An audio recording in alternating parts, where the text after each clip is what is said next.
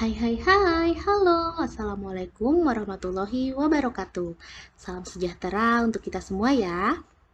Anak-anak, sudah siap belajar hari ini? Ayo, jangan lupa cuci tangan terlebih dahulu ya. Dengan sabun pada air mengalir sebelum dan sesudah memulai kegiatan. Nah, kalau sudah cuci tangan, mari kita siap memulai pembelajaran. Sebelumnya, kita berdoa terlebih dahulu. Berdoa dimulai. Berdoa selesai. Anak-anak, kemarin pasti kalian sangat senang karena daerah kita turun hujan sehingga pasti kalian tidurnya merasa nyenyak ya karena cuacanya yang sangat dingin atau enak sekali untuk tidur.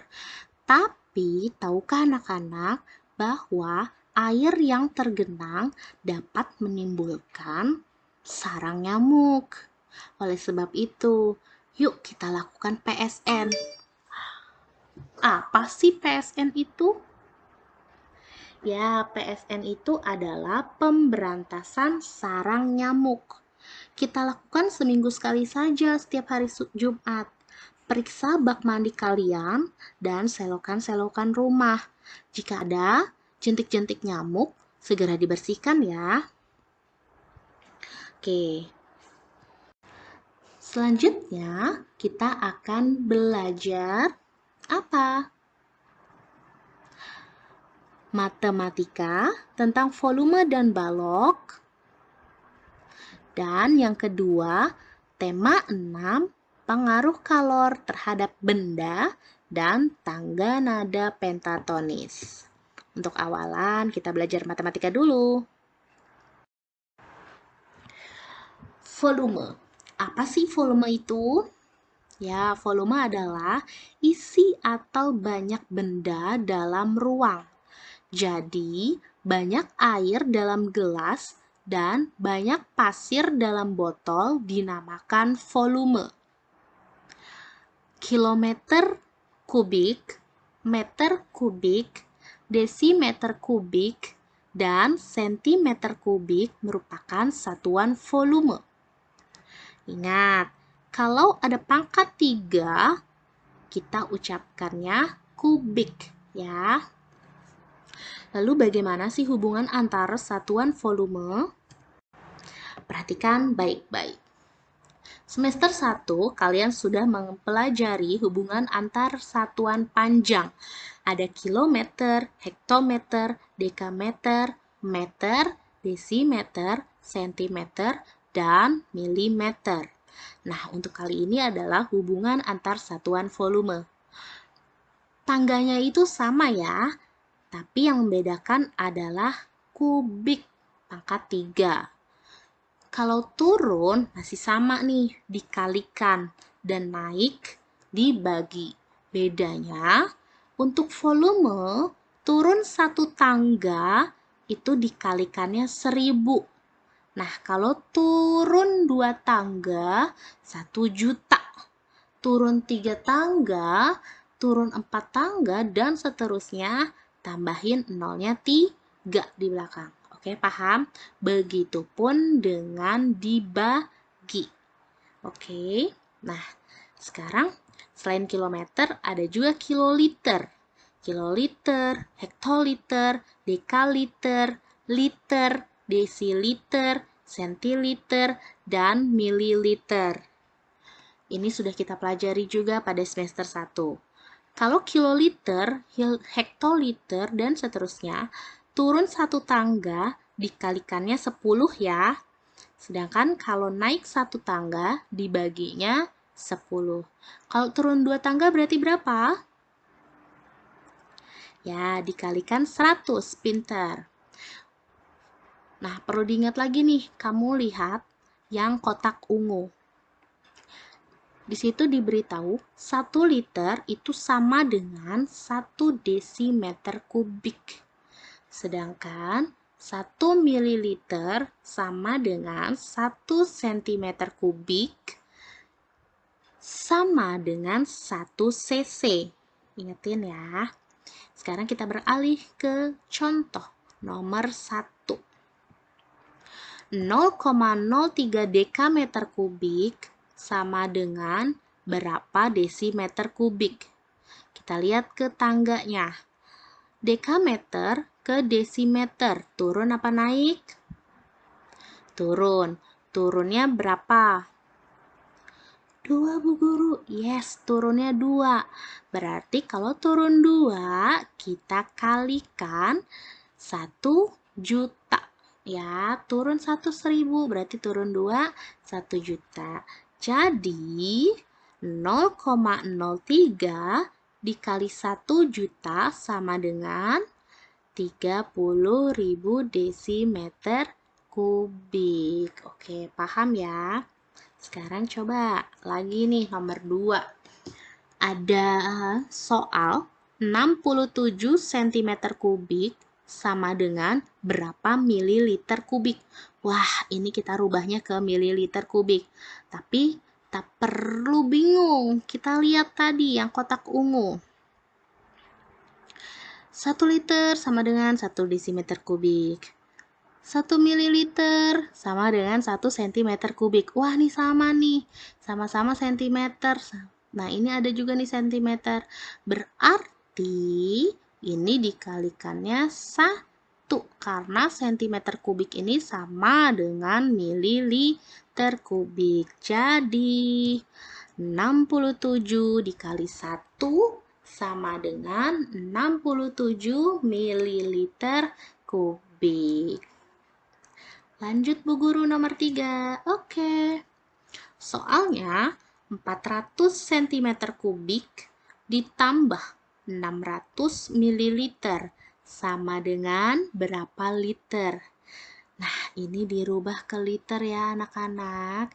Jadi tadi cm kubik ini sama dengan mililiter. Kita lihat ke tangganya. Mililiter ke liter. Itu kan naik ya. Naiknya 1 mililiter ke sentiliter 1, terus ke desiliter 2, baru ke liter 3. Berarti naik 3 dikalikan 1000. Pinter. Kok dikali sih Bu Guru? Dibagi. Oke, jadi 400 dibagi 1000 sama dengan 0,4 liter. Belum selesai ya, masih ada 600. Sekarang 600 mililiter ke liter. Ini sama nih, mililiter ke liter. Tadi naiknya adalah 3. Berarti dibagi 1000. 600 dibagi 1000 sama dengan 0,1 liter. Sudah kita rubah ke liter, sekarang kita jumlah. Jadi 0,4 liter ditambah 0,6 liter sama dengan 1,0 liter. Paham ya anak-anak? Nah, sekarang tugas yang pertama. Buka buku cetak matematika kalian, halaman 121. Nomor 1 sampai 10 kerjakan di buku tugas kalian. Ya, ingat ya, tugas yang ke-1 nih. Buku matematika halaman 121, nomor 1 sampai 10. Kerjakan di buku tugasmu. Oke. Kita lanjut ke pembelajaran tema.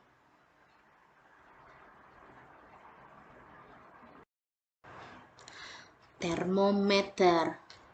Tahukah kamu, termometer pertama kali dibuat pada tahun 1592 oleh seorang ilmuwan Italia bernama Galileo Galilei yang menggunakan udara dan air. Pada tahun 1714, ilmuwan Jerman bernama Daniel Gabriel Fahrenheit membuat termometer yang berisi air raksa. Dan pada tahun 1742, ilmuwan Swedia bernama Andreas Celsius menemukan termometer yang menggunakan skala ukuran 100. Di Indonesia nih, termometer banyak digunakan saat ini adalah termometer Celcius yang menggunakan ukuran 0 sampai 100 derajat. Sekarang pengaruh kalor terhadap benda. Tadi intermezzo, supaya kalian tahu termometer siapa yang menemukannya. Oke, sekarang kita ke pengaruh kalor terhadap benda. Jadi kalor ini nama lainnya adalah panas. Nah, panas ini dapat mempengaruhi perubahan suhu benda. Jika kalor diberikan pada benda, maka suhu benda tersebut akan naik. Jika kalor keluar dari benda atau dilepas ke lingkungan, maka suhu benda akan turun. Kalor juga mempengaruhi wujud benda loh. Ingat ya, benda itu memiliki 3 wujud, yaitu padat, cair, dan gas. Oh ya, anak-anak perlu diketahui bahwa termometer itu merupakan alat pengukur suhu. Ingatin ya. Sekarang kita belajar ke skema perubahan wujud yuk. Perubahan wujud itu ada 6.